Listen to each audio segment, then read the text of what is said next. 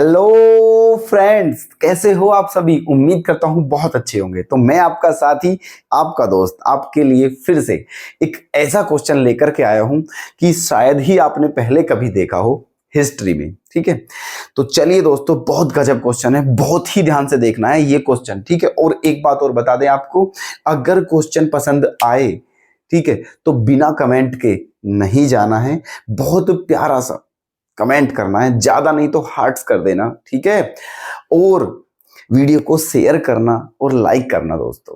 ठीक है, चलिए, हमारा भी मोटिवेशन हो जाता है। आपके अगर कमेंट्स देख लेते हैं, आपका लाइक हो जाता है, आपका शेयरिंग हो जाता है, ये जो चीजें हैं इनसे हम मोटिवेट होते हैं, हमें मोटिवेशन मिलता है इन चीजों से। ठीक है, तो प्लीज ये काम करने में आप कंजूसी ना किया करें। अगर आपका मन है और अंदर से फील हो रहा है कि हाँ भाई करना चाहिए, तो प्लीज यार कर दिया करो। ठीक है, चलिए बिना टाइम वेस्ट करते हुए चलते हैं क्वेश्चन पर। देख लो दोस्तों, गजब क्वेश्चन है, सुपर है। जितनी तारीफ की जाए क्वेश्चन की उतनी कम है। क्या है question? 3 critics review a book. For the 3 critics, the odds in favor of the book are ये 5:2 and 4:3 and 3:4 respectively. तो find the probability that the majority is in favor of the book. ठीक है, देखिए इस question की language बड़ी अटपटी सी है, थोड़ा बिल्कुल ऑकवर्ड सी है। ठीक है, अब पहले इसकी लैंग्वेज समझते हैं, फिर उसके बाद इसका सॉल्यूशन करेंगे। ठीक है, देखो ये कहा है कि 3 critics हैं, वो एक बुक का रिव्यू करते हैं। क्रिटिक्स क्या होता है? ठीक है, वैसे मैथ्स में हर वर्ड की मीनिंग पता करना आवश्यक नहीं है। ठीक है, जरूरी नहीं है कि जो मैथ्स का क्वेश्चन है उसमें हर वर्ड की मीनिंग हमें पता हो, जरूरी नहीं है ऐसा। ठीक है ना, चलो लेकिन बताते हैं हम आपको। देखो क्रिटिक्स जो होता है ना, क्रिटिक्स ये होता है जो समीक्षक होते हैं। ठीक है, रिव्यू कर रहे हैं। समीक्षक मतलब समझ रहे हो, जो बुक का रिव्यू करते हैं। ठीक है, रिव्यू, उनको क्रिटिक्स बोलते हैं। तो 3 critics हैं, वो एक बुक का रिव्यू करते हैं, है ना। तो फॉर द 3 critics, उन तीनों के according the odds in favour of the book are इतना इतना इतना। ठीक है, 3 critics हैं, वो एक बुक का रिव्यू कर रहे हैं, और वो जो है उनका बुक के फेवर में जो रिव्यू करते हैं, ठीक है, उसकी जो मतलब वो है मतलब जो चांसेस है वो इस रेशो में है, 5:2 के, 4:3 और 3:4 के रेशो में है। ठीक है, कहने का मतलब ये है, जो फर्स्ट क्रिटिक्स है उसका, वो जो रिव्यू कर रहे हैं बुक का, उसका बुक के फेवर में जो रिव्यू है वो किस रेशो में है? 5:2 के रेशो में है। सेकंड क्रिटिक्स का इस रेशो में है, और थर्ड क्रिटिक्स का इस रेशो में है। ठीक है, फिर कहा है find the probability that the majority is in favour of the book. ठीक है, तो हमें इस बात की प्रोबेबिलिटी बतानी है कि वो जो 3 critics हैं उनमें, है ना, उनमें जो बुक के फेवर में है वो मेजोरिटी में होने चाहिए। मेजोरिटी, अब मेजोरिटी का मतलब क्या है?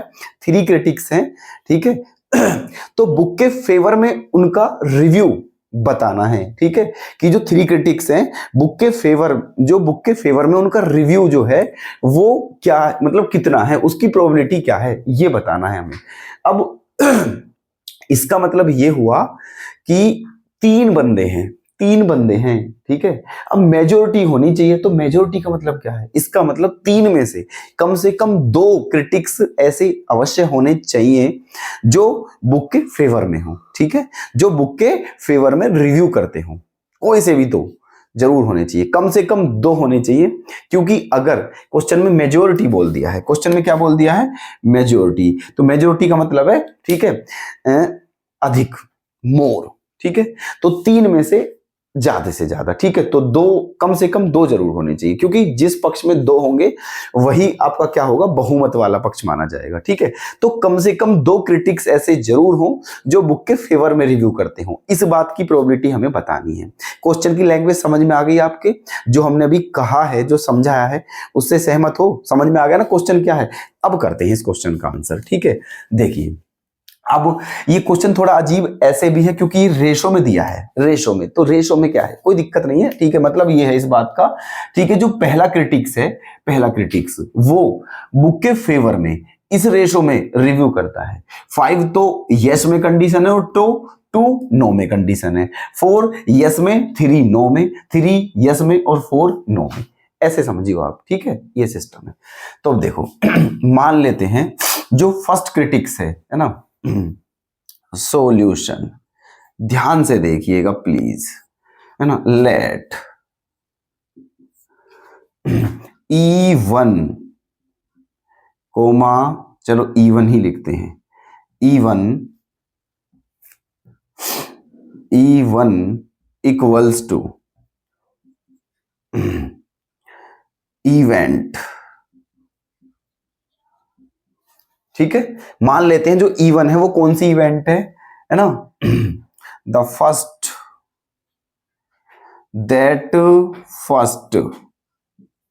critics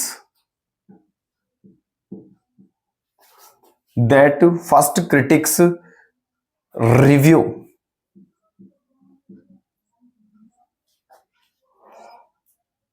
in favor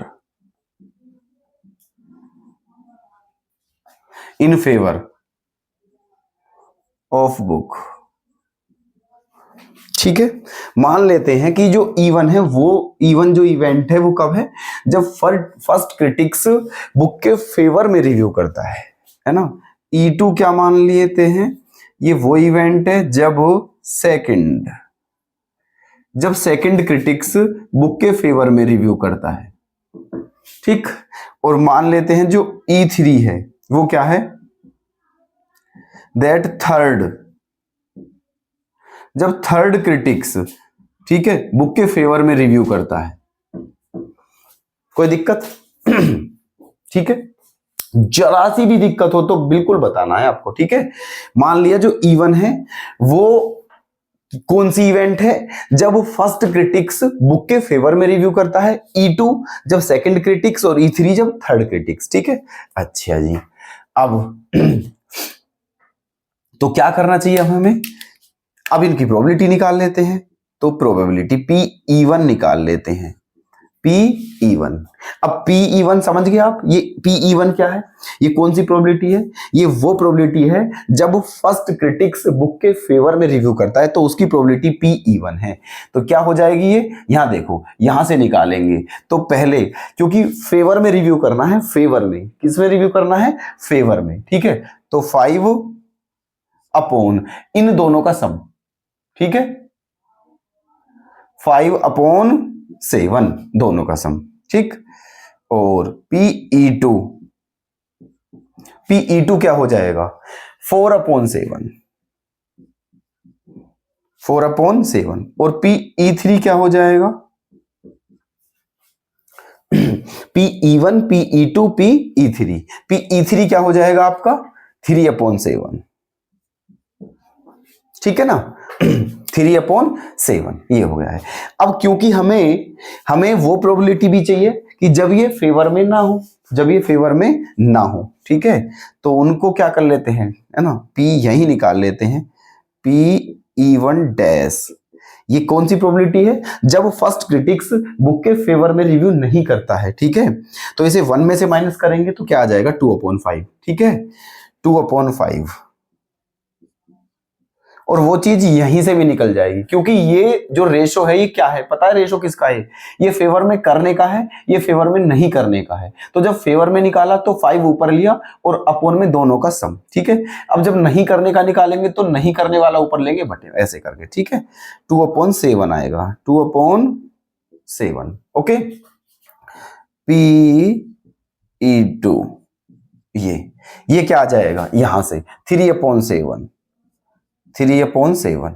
और Pe3, ठीक है, ये क्या आ जाएगा यहां से, 4 अपॉन 7, 4 अपॉन 7, ठीक है। अब मुझे यहां तक बताइए पहले फटाफट कि यहां तक तो कोई दिक्कत नहीं है, यहां तक क्लियर समझू सब कुछ, ठीक है। बड़ा इंटरेस्टिंग क्वेश्चन है, बड़ा मजा आ रहा है मुझे तो करने में, आपको भी मजा आ रहा होगा समझने में, ठीक है। ये आ गया है। अब हमें बताना है एटलीस्ट 2 क्रिटिक्स, ठीक है, एटलीस्ट 2 क्रिटिक्स फेवर में होने चाहिए बुक के रिव्यू, जो बुक का रिव्यू है उसे, ठीक है, बुक के फेवर में रिव्यू करने चाहिए 2 बंदे कम से कम, ठीक है, 2 क्रिटिक्स, ठीक है। तो देखिए क्या करते हैं, फाइनल प्रोबेबिलिटी निकाल देते हैं, ठीक है, फाइनल प्रोबेबिलिटी। तो वो क्या हो जाएगा देखना ध्यान से। तो हम क्या लिख सकते हैं कि मान लेते हैं पहला, जो पहला है, पहला बंदा उसके फेवर में रिव्यू कर रहा है एंड दूसरा भी उसके फेवर में रिव्यू कर रहा है, ठीक है, और मान लेते हैं तीसरा उसके फेवर में नहीं कर रहा है। एक कंडीशन तो ये हो गई है, ये दोनों फेवर में है लेकिन ये फेवर में नहीं है। दूसरी कंडीशन क्या है कि पहला फेवर में है ना, पहला फेवर में है, दूसरा नहीं है और तीसरा है, ठीक है। यहां तीसरा नहीं था, यहां दूसरा नहीं था, अब यहां पहला नहीं है। अब यहां क्या मान लेते हैं, P(E1) intersection E2 intersection E3। देखो भाई साहब बता देना, ठीक है, जहां भी दिक्कत महसूस हो, जहां भी फील करो कुछ ऑकवर्ड, सही वहीं पर बता देना, ठीक है। कोई दिक्कत यहां तक, तीन बंदे हैं, ठीक है, दो को फेवर में लेना ही लेना है, ठीक है, किन्हीं भी दो को फेवर में लेना ही लेना है, ध्यान रखना, ठीक है। ऐसे तो यहां दो फेवर में लिए, ये नहीं था, यहां पर दूसरा फेवर में नहीं था, ये दोनों थे, यहां ठीक है ये फेवर में नहीं है, ये दोनों है, ठीक है। कम से कम दो जरूर होने चाहिए फेवर में, और हो सकता है तीनों फेवर में हो, E1 E2 E3, ठीक है। यहां पर दो फेवर में, दो फेवर में, दो फेवर में, तीनों फेवर में, दो से कम तो होने ही नहीं है, ठीक है, समझ लेना बस, ठीक है। ये हो गया बस। अब क्या है, अब तो इसकी बस कैलकुलेशन करनी है आपको, ठीक है। यहां क्या आ जाएगा, P(E1) into P(E2) into P(E3), ठीक है जी, ये प्लस यहां क्या हो जाएगा, P(E1) P(E2) और P(E3), है ना, या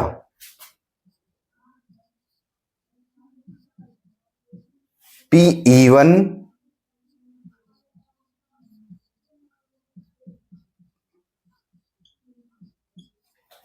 ठीक है, ये यहाँ E1 E2 और यहाँ डैश, यहाँ E1 E2 dash E3, E1 dash E2 E3, और यहां पर क्या आ जाएगा, P(E1) P(E2) 1 2 3 4 P(E3), ठीक। बताओ कोई दिक्कत, क्लियर है यहां तक, ठीक है। ये कंडीशन बिल्कुल, है ना। अब बस कुछ नहीं, अब कैलकुलेशन करनी है फटाफट वैल्यू रख के, ठीक है, कर दीजिए। P(E1) की वैल्यू बताइए क्या है, 5/7, 5/7। P(E2) कितना है, P(E2) 4/7, है ना। P(E3) डैश, E3 डैश 4/7, ठीक है, प्लस P(E1) 5/7, P(E2) डैश 3/7 और P(E3) 4/7, सॉरी 3/7,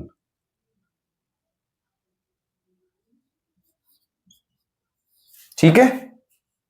अब यहां पर आ जाइए, P(E1) डैश मतलब 2/7, P(E2) 4/7,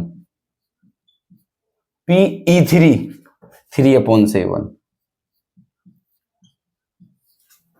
ठीक है।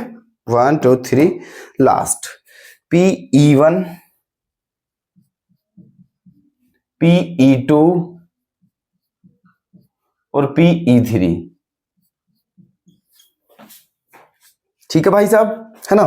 चलिए 7 सबके अपोन में है, मेरी मानो तो आप, ठीक है, क्या करोगे देखो 4 चौक 16 और 16 पंजे 80 बटे 343, क्योंकि 7 की 3 बार मल्टीप्लाई करेंगे तो 343 आता है 7 का क्यूब, ठीक है। ये हो गया आपका 4 चौक 16 पंजे 80 और यहां पर 3 3 9 पंजे 45 बटे 343, है ना, 2 चौक 8 दिया 24 बटे 343, 5 चौक 20 दिया 60 बटे 343। ठीक, एलसीएम बिल्कुल सेम है, बिल्कुल सेम एलसीएम, केवल ऊपर वालों को प्लस करना है, कर दीजिए। ठीक है ना, तो 0 4 और 5 9, है ना, 6 और 2 8, 4 12 और 8 20, 209 बटे 343, 209 बटे 343। ठीक है, अब ये कट रहा है नहीं तो इसलिए यही छोड़ देते हैं। ठीक है, तो यही है आपका फाइनल आंसर। दोस्तों प्लीज कमेंट जरूर करना, आज जरूर करना इस क्वेश्चन पर कमेंट। कैसा लगा क्वेश्चन, प्यारा सा कमेंट करके जरूर बताना। ठीक है, उम्मीद करता हूं पक्का पसंद आया होगा आपको। ठीक है, कल फिर मुलाकात करते हैं ऐसे ही बेहतरीन प्रश्न के साथ। दोस्तों प्लीज वीडियो को ध्यान से देखते रहें, कंटिन्यू रहें और हमें भी मोटिवेट करते रहें। दोस्तों बहुत बहुत धन्यवाद।